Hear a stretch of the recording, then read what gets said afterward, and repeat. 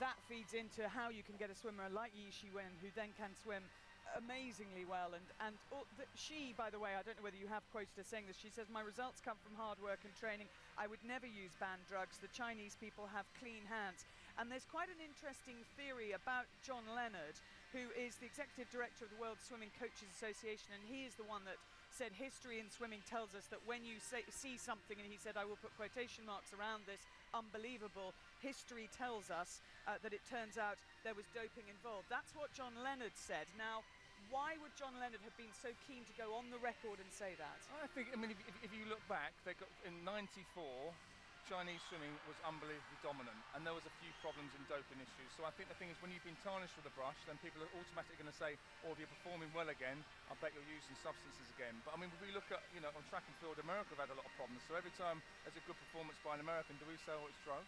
No, I think the bottom line is, they've had their problems. I think they've cleaned themselves up. I like to think that everything is, I think of fairy tales. It's a level playing field.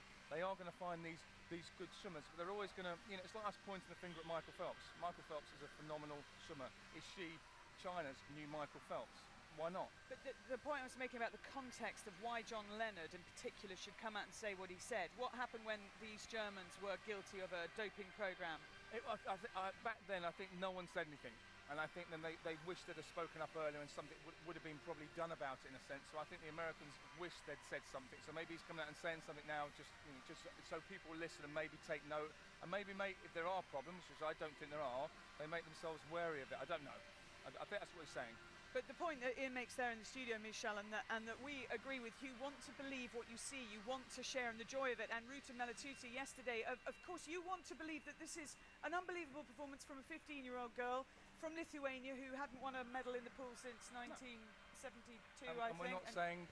No, but we asked exactly the same question of her coach when he sat here, John Rudd. How did you find the improvements in her? The question will always be asked, how do you find that improvement?